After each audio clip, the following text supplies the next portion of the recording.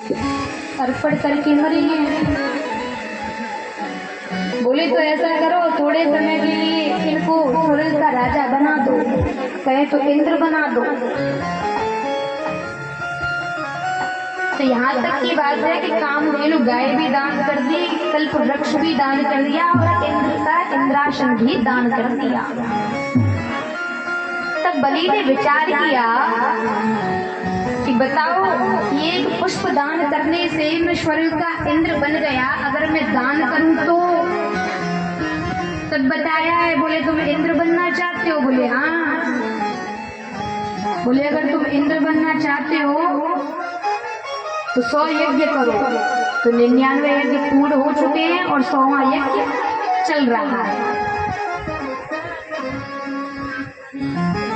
तो अब वही आ जाइए कि गुरु बृहस्पति जी के कहने से बटुक भगवान दंड कमंडल और छत्र लेकर के राजा बलि के दरवाजे पर पहुंचे। यथा नाम तथा गुणः, जैसा ही नाम था वैसे ही भगवान वामन अंगुल के बलि के दरवाजे पर पहुंच गए। महलों पर बलि की पुत्री खड़ी, उनका नाम था रत्नावली।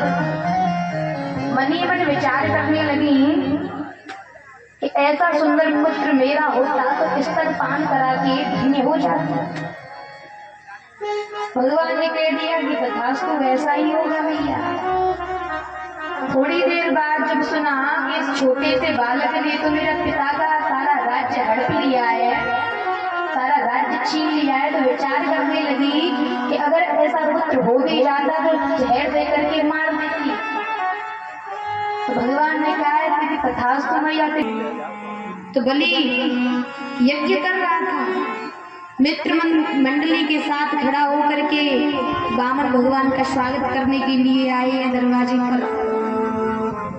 सभी ब्राह्मणों को साथ लेकर के आगे चल करके आगे बढ़ करके स्वागत किया।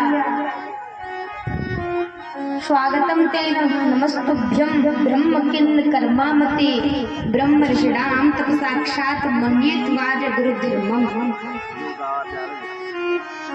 ओ ब्रह्मन नमस्तुभ्यं। विप्र कि हम तो तुम्हारा नाम सुन करके बस तुमसे मिलने को चले आए बलि। बलि ने कहा माफ करना महाराज, किसी ब्राह्मण का बेटा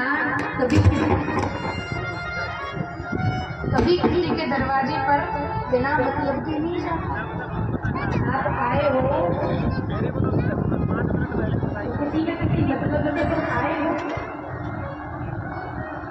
गाँव का जन्म गुरुवत धाम कृष्ण कहे तो सोना चांदी गाय बच्चे गाँव के लोग आपको जो चाहिए बोले तुम कहो तुम्हारी छोटी सी ब्राह्मण कन्या से जीव कन्या शादी करना हुआ गाँव भगवान कहने लगे क्या बोली शादी क्या किसका हम तो तेरो नाम को मांगो ये मांगो। ऐसा उदाहरण गानी पर हम इतना समझ गए कि तुम हमें जाने तो हमें बिना इन चरणों से केवल 3 पल भूमि मुझे दान कर दीजिए। बलि तो हंसने लगी, जय हो पंडित जी महाराज। बड़ी मुश्किल से तो मुंह खोला और मांगा भी तो क्या, केवल 3 पल भूमि, वो भी तीनों लोगों के राजा के सामने।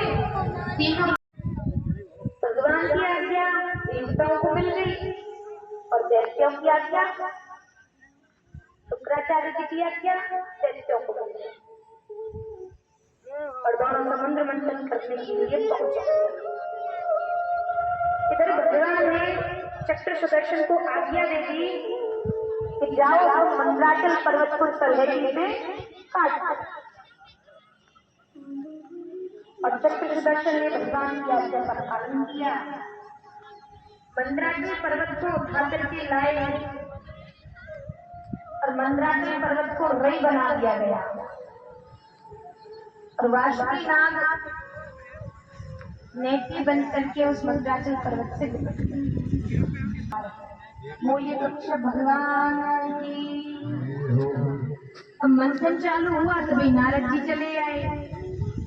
जय श्री राधे महाराज जी। कौन किधर लगेगा? अब नारद जी जानते थे कि जो सांप का मुंह पकड़ेगा उसकी दुर्दशा होगी। नारद जी कहने लगे एक तरफ दैत्य लगेंगे और एक तरफ देवता लगेंगे। तो नारद जी ने जानबूझ करके एंगना एरो जे बढ़िया है पर एंगे है और ज्यादा डाटा भरो रहे हो तो बहुत बढ़िया है आपके ऊपर आमद बड़ा जी कि सुनो भाई देवताओ, तो ऊंचे खानदान के हो, तो इसीलिए मुंह की तरफ तुम लोग भी लगना। और दैत्यों से कह दिया कि जाओ तुम पीछे पूछ की तरफ लग जाओ। दैत्यों का तो इस बात पर मूड खराब हो गया, दिमाग समझ गया। कहने हाँ, आज यहाँ बछड़ा जब छोटा होता है दूरे में गौशाला श्री श्री 1008 श्री महादेव गिरी महाराज जी यहाँ भागवत करा रहे हैं और आप उनके दर्शन कर सकते हैं। महाराज जी ये भागवत कब से चल रही है? 19 तारीख से और समापन 25 तारीख को होगा। और छोटे बन करके देवता बड़े खुश हो गए। यो भागवत चल रही है। ये व्यास जी महाराज जो भागवत कह रहे हैं ये कहाँ के? वृंदावन।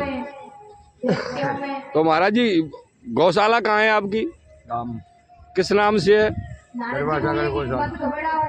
दरबासागर दूरा दूरा। इस समय भोले बाबा काशी में खूब गदगद हो रहे हैं। दूरा चलो उन्हीं की शरण में चलते हैं।